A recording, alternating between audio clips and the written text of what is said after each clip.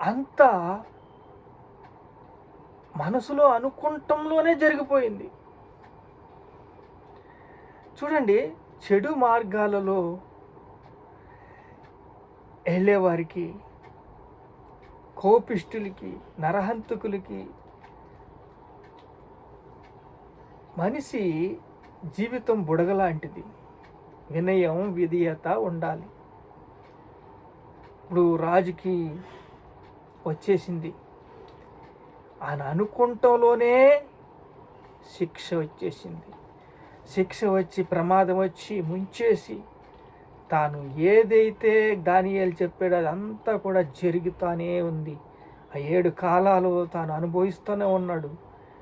జన్మ కర్మ పాపం అంటారు కదా, ఆ రకంగా పాపాన్ని అనుభవించి నరక యాతన పడి తాను మరలా బుద్ధి వచ్చింది, దేవుణ్ణి తెలుసుకున్నాడు. దేవుడికి తెలుసుకునేలాగా వచ్చినప్పుడు చూడండి, చివరి వచనం 37 చదువుకుందాం.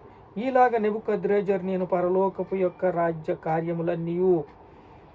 యొక్క కార్యములన్నీ సత్యములు, ఆయన మార్గములు న్యాయమైనవి, గర్వముతో నటించు వారిని ఆయన అణపగల శక్తి అని ఆయనను స్తుతించుచు కొనియాడుచు గణపరుచుచున్నాను. చూసారా, గర్విష్ఠులకి గుణపాఠం చెప్పే దేవుడు భూమి మీద ప్రతి ఒక్కరిని ఏం చేస్తున్నాడు? చూస్తున్నాడు. గర్వించే వ్యక్తి అంతే. ఎప్పుడైతే గర్వము ఉంటుందో ఆ గర్వము ఏ రకంగా దావీదు కూడా గర్వం ఉంది. ఉరియాని చంపించాడు, పాపం చేశాడు. ఇదంతా కూడా పశ్చాత్తాపంలో తాను 51వ కీర్తనలో మనం చూస్తాం. విరిగి నలిగిన హృదయాన్ని చూస్తాం, దావీదు యొక్క తగ్గింపు చూస్తాం, దావీదు యొక్క దేవుని హృదయానుసారుడుగా నడిచింది చూస్తాం. అలాగే మనం కూడా జీవించాలని దేవుడు, సర్వోన్నతుడైన దేవుడు మనకి ఈ దానియేలు గ్రంథం ద్వారా ఈ పాఠాన్ని నేర్పించాడు. మనం కూడా విరిగి నలిగిన హృదయంతో, మంచి హృదయంతో చేసుకుంటూ, మంచి పనులు చేసుకుంటూ, హృదయము యొక్క ఎప్పుడు కూడా వాష్ చేసుకుంటూ, యేసు రక్తం ప్రతి పాపం నుండి మనల్ని పవిత్రంగా చేస్తుంది. మనకి దేవుడు ఉన్నాడు. దేవుడు మనల్ని అనేకులకి ప్రకాశింపేలాగా, మనం ఉప్పు అన్నాడు, ప్రకాశించేలాగా మనము ప్రకాశించాలన్నాడు, ప్రజ్వలించాలన్నాడు. ఇవన్నీ కూడా దేవుడు మన మంచితనంలో మనము లోకానికి వెలుగుగా ఉండాలి. మనము క్రీస్తుని జీవించాలి.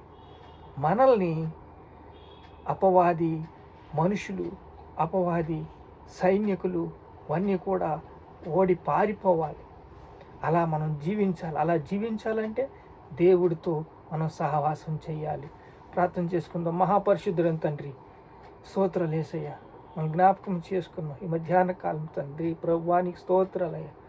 తండ్రి, గర్వం యొక్క ప్రభావం ఏమిటో, అది ఎలా మనుషుల్ని పతనం చేస్తుందో, దేవుడు ఊరుకునే దేవుడు కాదని, మనల్ని అన్నీ కూడా వాష్ చేస్తున్నాడని, మనల్ని తన కంట్రోల్లో ఉంచుకున్నాడని, మనల్ని తాను పరీక్షిస్తున్నాడని, పరిశీలిస్తున్నాడని, మన పనుల్లో, మన ఉద్యోగాల్లో, మన యొక్క పనుల్లో, మన సేవలో ఆయన మనల్ని జ్ఞాపకము చేసుకునేవాడని, మనల్ని వర్ధిల్లింపచేసేవాడని, మనల్ని బలపరిచేవాడని మనం గుర్తెరిగి, మనం దేవుడు దీవెనను పొందుకుని, దేవుడు ఆశీర్వాదాన్ని పొందుకుని, అయ్యా నీ కృప, నీ దయ, నీ కనికరాన్ని మేము పొందుకునేలా కృపను అనుగ్రహించమని యేసుక్రీస్తు పరిశుద్ధ నామములో ప్రార్థన సమర్పిస్తున్నాం తండ్రి.